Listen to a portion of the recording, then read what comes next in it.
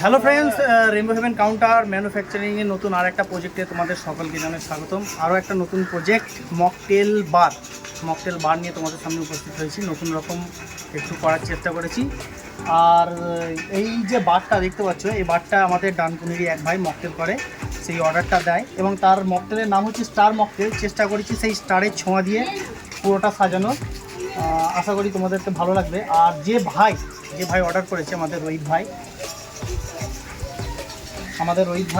ভাই এই star mocktail কাউন্টারের ওনার, সেই এই পুরো বারটাকে অর্ডার করেছে।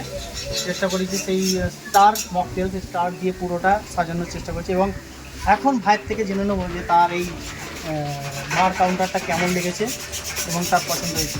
আচ্ছা রোহিত ভাই, তোমার বার কাউন্টারটা কেমন লেগেছে? আমি তো প্রথমেই বলেছিলাম তোমার ডিজাইনটা আমার খুব ভালো লেগেছে। ঠিক আছে, তারপরে মানে যেরকম আশা করেছিলাম তার থেকে বেটার হয়েছে। আমি যেটা এক্সপেক্ট করেছিলাম তার থেকে আমার খুবই ভালো লাগছে।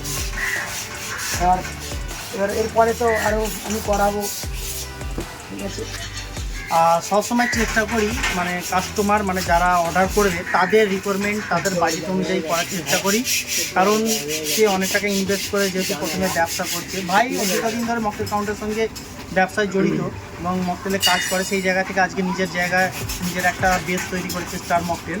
তো এরকম আরও মকটেল যারা নতুন ব্যবসায় নামতে চাইছে, যাদের কোনোরকম কোনো আইডিয়া নেই যে কীভাবে কী করবো, তারা সরাসরি আমাদের সঙ্গে যোগাযোগ করতে পারো এবং তাদের মতো করে তাদের বাজেট অনুযায়ী কাস্টমাইজ করে মকটেল কাউন্টার বানিয়ে দেয়। আশা করি আমাদেরকে ভালো লাগবে। আসো আমাদের সব ভিজিট করো, আমাদের সঙ্গে একটু আলোচনা করো। আলোচনার ভিত্তিতে আমরা চেষ্টা করবো নিত্য নতুন রকম মকটেল কাউন্টার বানিয়ে দেবো।